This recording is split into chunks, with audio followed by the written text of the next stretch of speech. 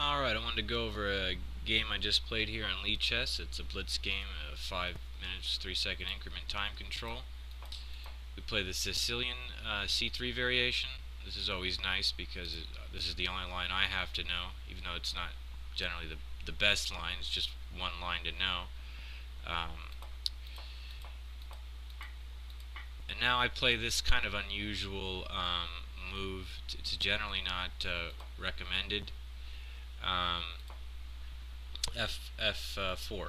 So there's a few reasons that it's not recommended. It's considered slow for one because it breaks the opening principle of only pushing pawns that develop pieces like your bishops and your queen. So basically these three pawns out here, moving them forward, occupying the center while opening pieces. Pushing your F pawn, all it does is control the help control the center. But later on it will become important because I want this file open, or I want to use the pawn to push up here and wedge itself in black's position. So that'll often be a tactic later in the game. So I'm just getting it over with right now in the opening, but it does cost me some time. Beyond time, it also, of course, weakens this diagonal before I castle, and after I castle, it will weaken this diagonal. So it's got a ton of good things about it, but there's also some drawbacks for sure. So you got to be very careful with it. But you'll see it becomes useful in this game. So now I have my F file open, but this is weak, and he should take advantage of this check. It's complicated because he doesn't really take a decisive advantage with this check, but it does create some complications for me, and that's probably why most people don't do the check, is because it is a complicated line, and there's no clear advantage, but it's the proper move, I think. Once the knight's out, it no longer becomes a big deal. So now I'm starting to get exactly what I want out of a chess game here. I've got a nice, open king. Notice all his pieces are on the queen side except for this rook, and I've got my bishops pointed at him. I've got a file I'm going to put my rook on this file after I castle. I've got my knight and queen ready to jump in. Everything's pointed at this king side, and that makes for a very fun chess game. Although I don't have a decisive advantage at this point. As soon as he brings his queen away, I do actually. Because now he's so far away from his king, the immediate bishop sacrifice actually is winning. And so it's kind of complicated as to why and when this sack is good. I'll go over real quick a few of the reasons, just abstractly when the sack is good. Number one, it's good if nothing can get back and defend the h7 square after the sacrifice. So, for example, if I take and he takes and I check and he comes here and I play queen here, imagine for a moment this pawn's not here and he can just simply play knight here, attacking my queen and preventing the mate in one move. I would be down a piece without barely any compensation. So that's number one when the sack doesn't work. In this case, it definitely seems pretty good because, again, all his pieces are on the wrong side of the board. That's one indicator. I've got a dark squared bishop to help back up the attack because, remember, the knight's going to land here and then it'll have extra support. We're also hitting this key square in the position, which can be useful for my queen to hit him or just to help in a mate. And I have an open F file. So these are all very good indicators that the sack would work. And in retrospect, it seems pretty obvious to just do it.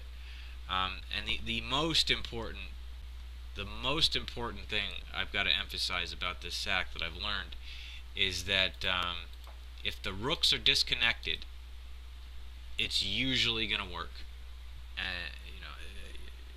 Especially if, this can't be defended either, but beyond this being able to be defended with, say, a bishop or a knight, if these rooks are not defended or not connected, in this case this bishop interferes with their connection, it's usually a good sack, and I'll show you why here.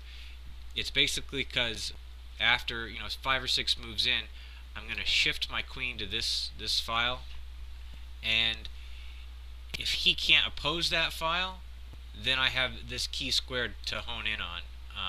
I'll show you here. Computer actually likes him to just avoid the sack, but he's still lost here. But he takes knight check. Notice if he just retreats, it's game over, and that's mostly due to this file being open. So retreating here is not a good option. If say he comes here, we're just gonna get him. There's very few ways to stop the mate from happening. Say he comes in here to try to avoid mate, or say he did nothing. We just have simply mate here, right? Now that we took this pawn, there's a mate. If he tries to get back here to stop this, look, we can even play rook takes. And now if pawn takes, there's a mate. So the key here is, again, that file being open. So he has to, the best defense is to usually step up, surprisingly. If you've never seen this before, that is a bit surprising that stepping up is the right move. Intuitively, it seems wrong to move your king closer to my stuff, but in this case, if he steps back, because the file is open, it is mate soon. Now the next move that is usually always played is queen here, and what you're doing with this move is setting up deadly mating attacks. Say he just ignored it, I could play here, and now it's forced mate. See, he can't even play here because the bishop's on it. He has to step back, and queen takes mate. So usually the best move, and this is a good move in any defensive situation, usually, is to play here. The reason that is, there's many reasons, but one of them is you open up lateral defense for your king.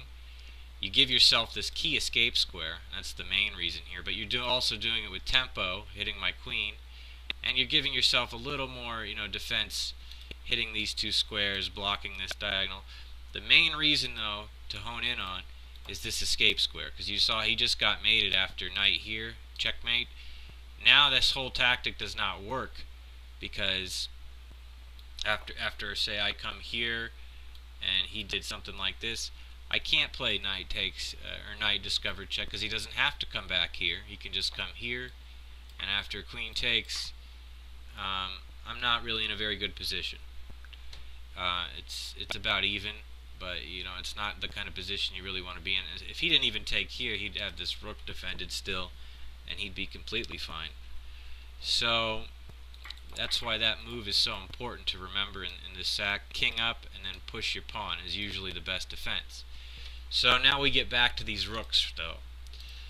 The reason this is so powerful is because after this move, can you spot why the rook connection is so important? I can play queen here, and now the beautiful thing is I have to move the knight to get in there. The knight is important for covering this square. He made that move to give himself an escape square after knight here, but I don't have to move the knight. I can move my queen, and I'm threatening here again. If the rooks were still connected, say the bishop had been moved, he could simply play rook here, and my attack is completely gone. It's dwindled, and I'm probably losing this game. And so that should have tipped me off to do the sack. The fact that the rooks were not connected. Very, very important stuff. And I've done this sack thousands of times and won with it, lost with it, and usually you'll win with it because it's just so aggressive, and there's so much room for error for your opponent. But now that you know some key stuff about it, you might be able to use it a little more effectively. Very, very dangerous, especially when these rooks are not connected. Or if the queen were here, it would be the same thing effectively, because he could again move his rook here and protect the file. So important stuff to remember. So I didn't do the sack because for whatever reason I wanted to protect my king first. I just felt like there was some trouble here with 3 pieces coming in on my queen side. So I castled first, hoping he would just take here, and then I would do my sack. Because now I'm one move closer with this file open.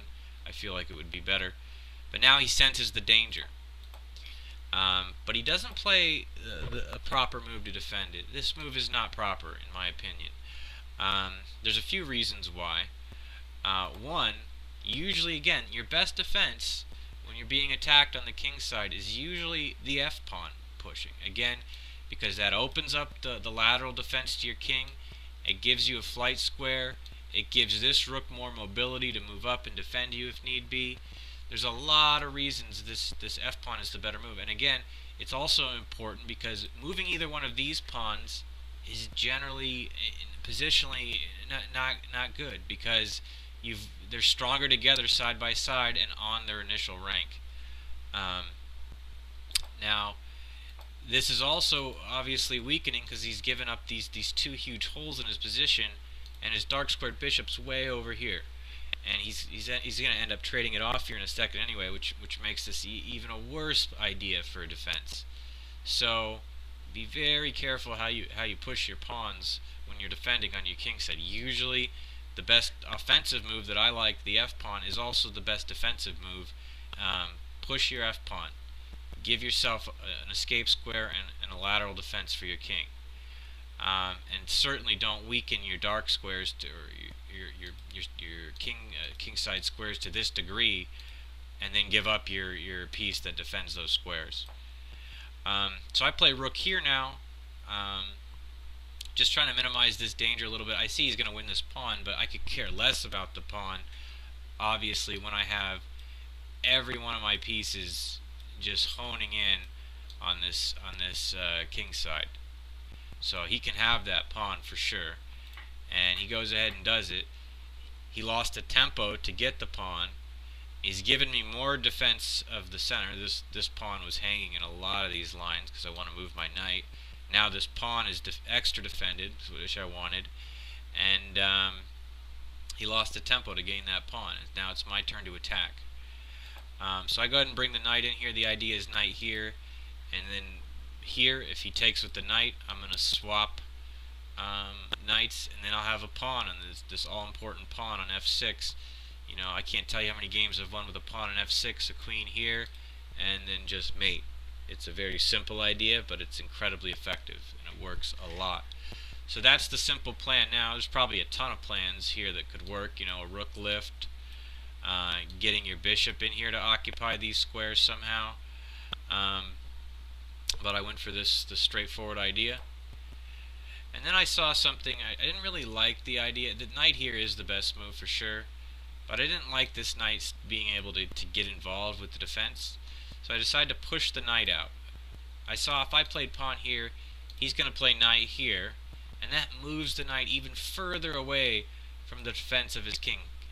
And I saw he would do this, and I had a very nice response. After knight here, I can respond with tempo, hitting the queen. Now this looks even better, right?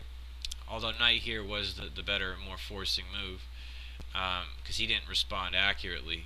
He should have played queen here, and he should have played this move earlier too. And that would have given him some chances. He would still be losing, but he would have some chances. Now he plays here. I saw an opportunity to get another piece. This is the only piece I keep pointing to that wasn't involved in these attacks. Now look how nice this is. I can get him involved.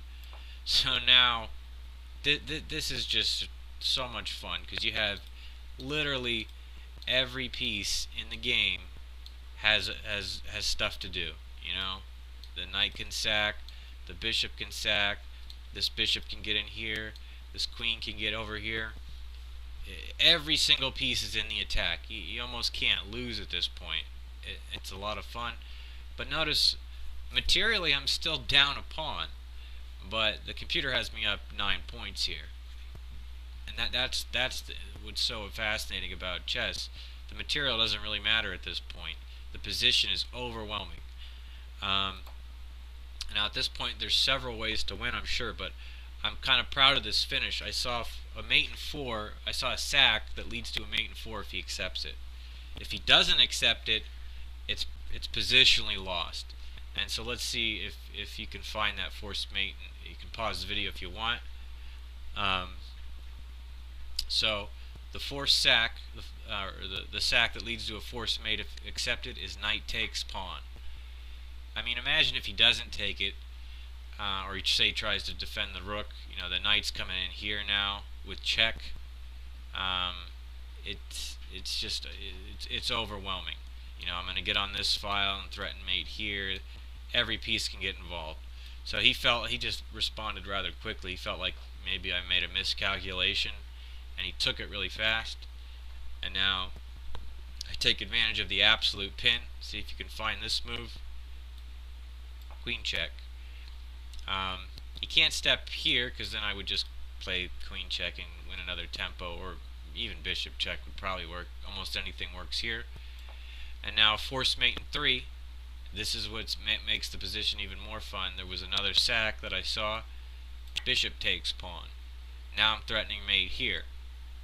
His only move that is forced is to take, and after queen takes check, king in the corner, rook finishes off with checkmate. And what's neat is I have every major piece on these 3 files.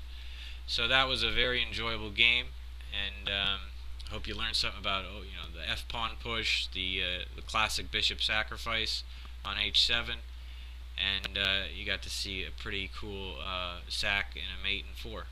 So I hope you enjoyed that, and thanks for watching.